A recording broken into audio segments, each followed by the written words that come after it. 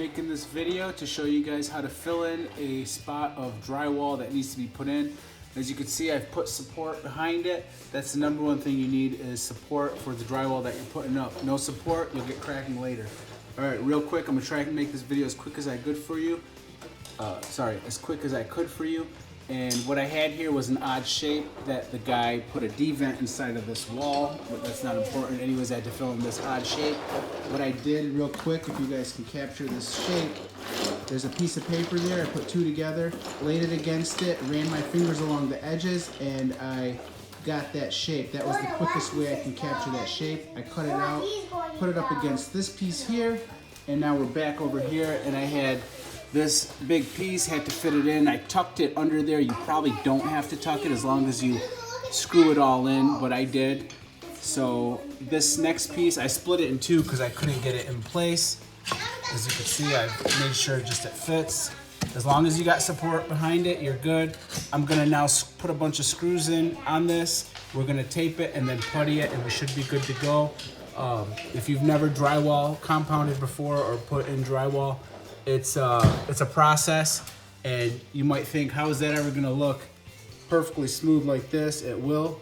It's a repetitive process, like you would drywall it, sand it, drywall it, sand it, drywall it, sand it, and the more you do it, you get a perfectly smooth wall. This one needs a couple more layers. You can see a little bit of bumps and stuff like that, but eventually it will be just so smooth that you can run your hand across it and ready to paint.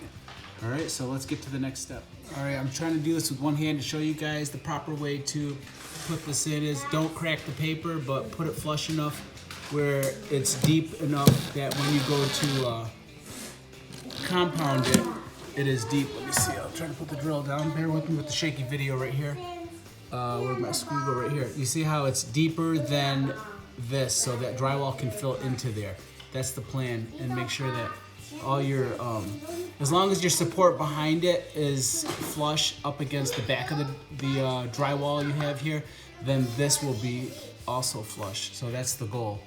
I've got a bunch of screws in here, so it's well supported, no shaking, that's what you want, and we're ready to start putting the tape on. Tape that I put down, you just crease it in the corner. One side is a little bit sticky, and you just rub your nails on it, rub your fingers on it, get it into the crevice that you want, and keep tape on where it needs to be.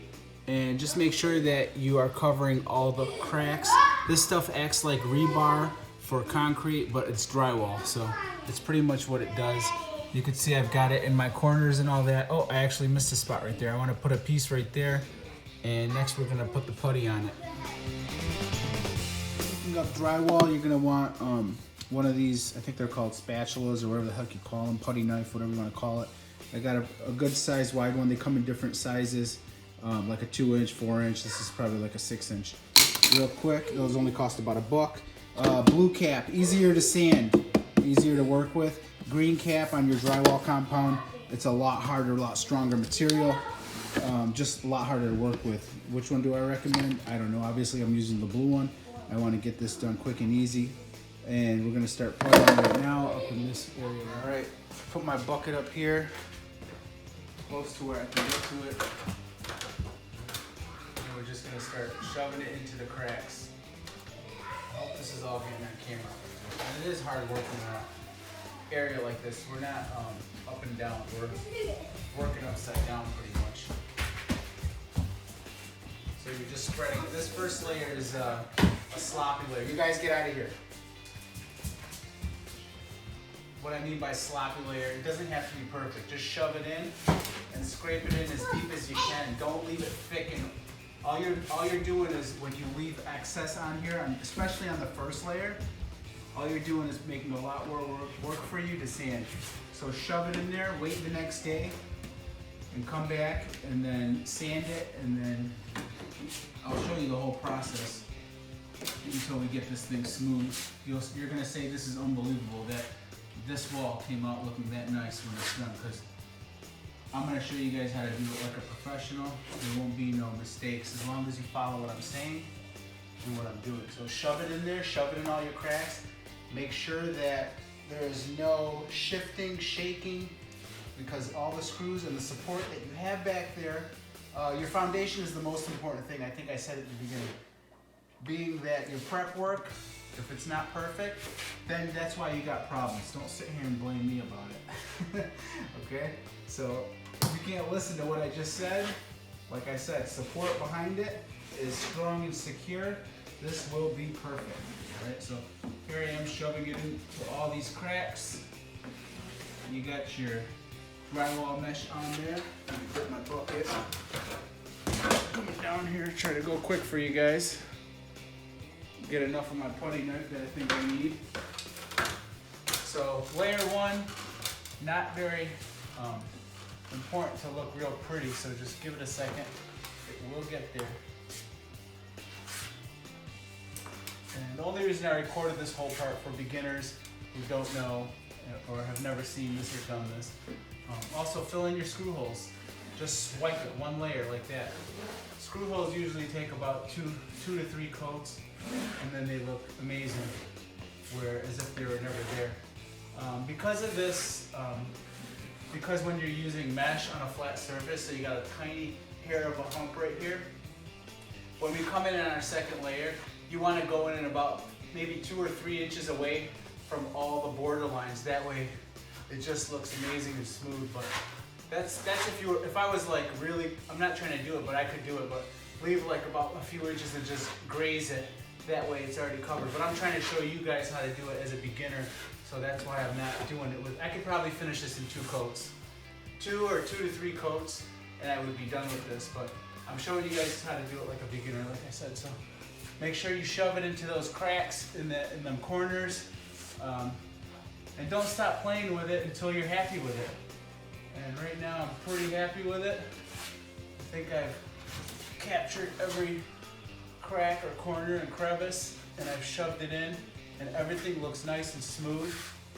You probably don't need a giant bucket for a hole like that, but I do a lot of drywalling, so that's why I always buy the big bucket. Okay, so that's layer one. Wait for it to dry, come back the next day, sand it, and we are gonna putty again, and we'll keep going until this thing looks beautiful. Next day, we're going up here and we're gonna start sanding this. Got my sanding block, it's a 12-inch sanding block. You sell these at big box stores for about a few bucks, and they're worth it. And sometimes it's good not to use a power tool if you're just doing a small area, because I do have a dual orbital sander, but to me it's just too powerful for this. Unless you're doing a whole house, whole wall, something like that, you know, get that little thing going over here in these corners, and you can get a better, smoother finish sometimes just using your hand. So smoothing this all out, and then we're gonna put a coat on it, and hopefully it'll only need one more coat after that. We'll be good to go. That hole is gone. You can paint it, ready to paint.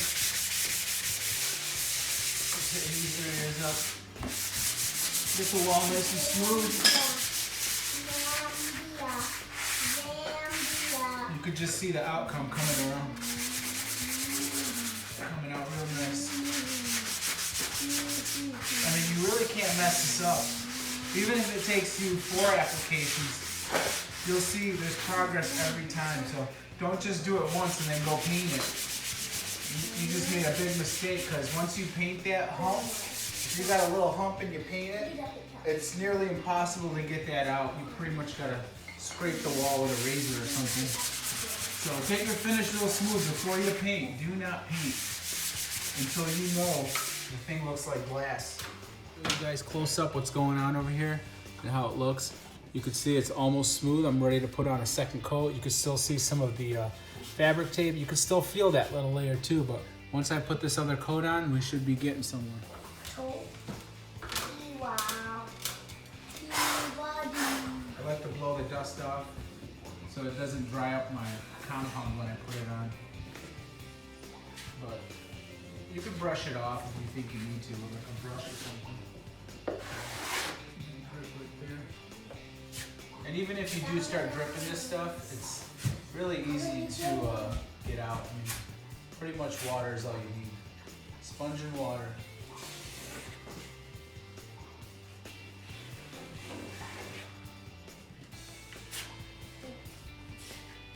See, just drop the blob. No big deal. Nothing to panic about. I'd rather drop this on the floor than paint. Go, I'm doing a video. Just getting it all smooth. Like I said, spread it and just smush it right on the wall. Do not leave it thick. If you didn't catch the beginning that I said that. Do not leave it thick. Just spread it real smooth. Come back and sand that the next day and continue on. You leave it thick, you're asking for more work for no reason. Alright. I think we're about done there. It's looking really nice actually.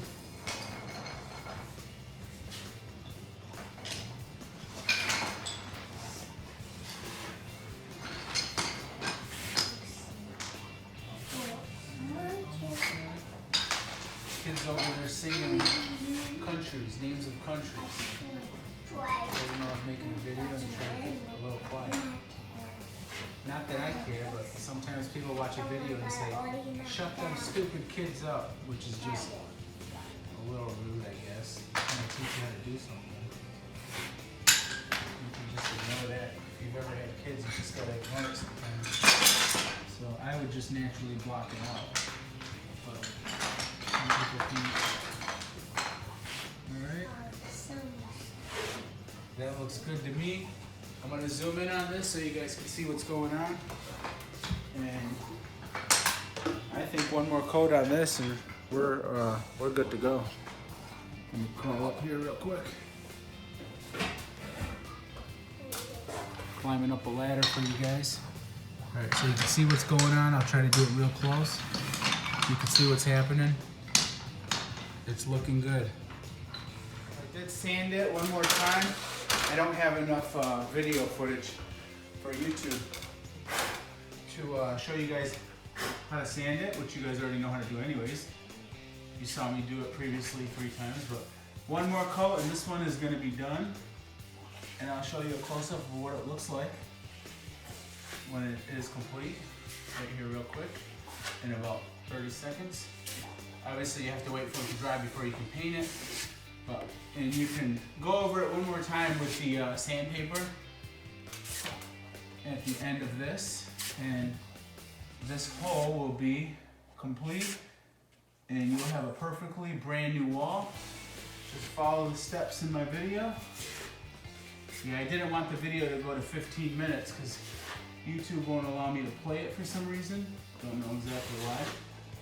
And don't be afraid to go further out than you need to.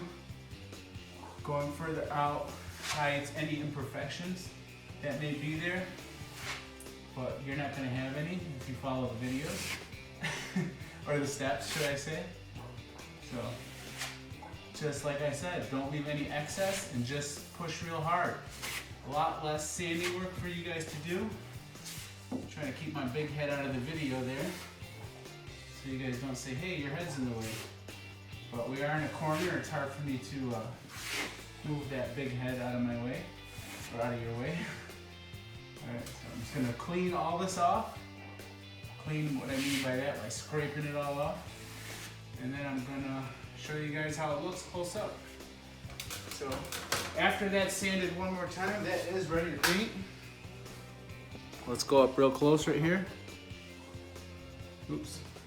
And climb up this ladder. Alright, so as close as I can get to you guys can see that you now have a perfect wall after that's sanded one more time. You're hardly going to have to sand it because right now that thing is flat. Alright, so thanks for watching. Give me a thumbs up and hopefully this video showed you how to fill in a hole in drywall regardless of the size. If you have a big giant circle hole, you don't need as much support behind it. You only need the outer perimeter. That was actually, half of that was a beam that you saw, and I just ended up putting liquid nails on the back of 2x4s and sticking them on the back side, if you guys are wondering how I did that. So you only need, like, 2 inches, a 2x4 right in the center of the crack, and put screws in on both ends for your support that you saw in the beginning of the video if I didn't put that in there. So again, thanks for watching. Give me a thumbs up. Have a good day. Fix that hole.